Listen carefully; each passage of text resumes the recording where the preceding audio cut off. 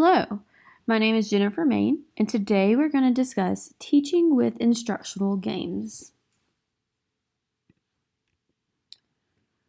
So, why use games in your classroom? Well, games are engaging to students and keep their attention. Games also promote collaboration among students. Students may work in groups to get through different levels of the game, helping one another. Games also promote learning and providing different methods for learning.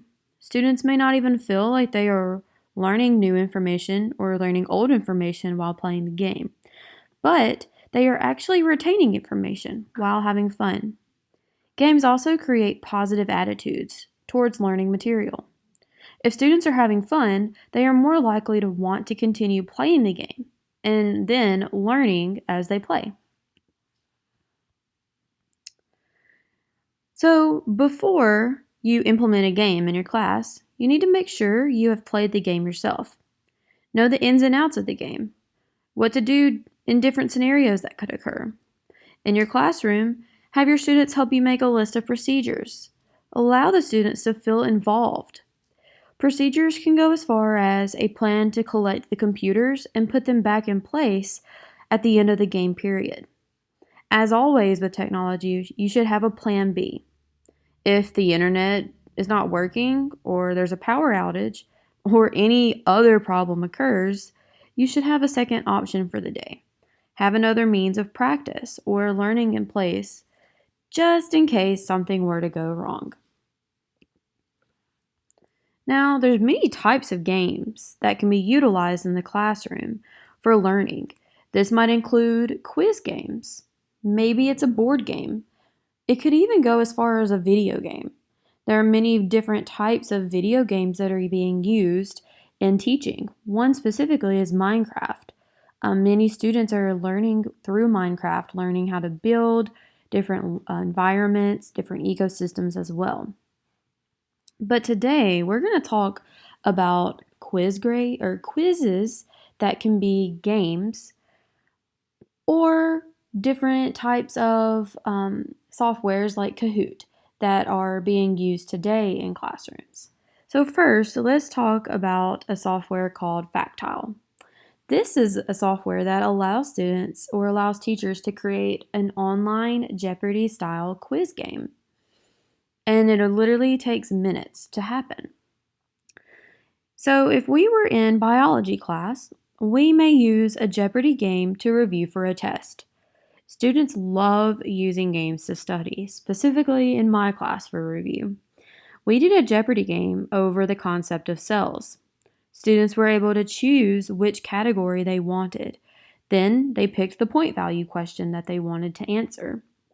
The amount of fun and competition with this game was incredible to see. Students were learning if they didn't know the answer. It also helped them to know this is what I should be preparing for because I don't know the answer to this question. But it also helped students that already knew the answer because it was also reinforcing their knowledge as well. So it was a great way to review for a quiz or a test, and the students had fun while doing it. A more well-known software that teachers are using today is called Kahoot. Kahoot is another gaming software that allows teachers to create a multiple choice game. Students compete to answer the most questions correctly, competing with one another and also learning. So Kahoot could be used in a biology classroom. Students get to use technology, so they're either going to use a phone, a tablet, even their computer, and log in to Kahoot. And then the teacher is going to start asking questions, and they're going to appear on a screen. Students are able to answer the question through a multiple choice setting, so A, B, C, or D.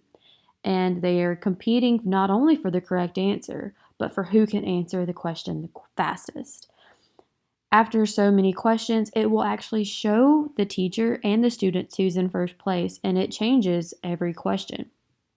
This is a great way to see how your students are doing in the class, if they're understanding the material, but also to give them competition as well. You can even give out candy at the end for who won or who was in the top 5.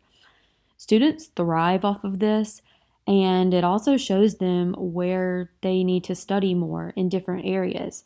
This area they're lacking in, and this area they're understanding. So let's focus on this other area to study for our test or our assessment coming up. I hope that this little tutorial over instructional games was good for you, and that if you have any questions, that you will let me know. My contact information is on this website, but you can contact me at jrmain@uark.edu. Thank you so much for your time.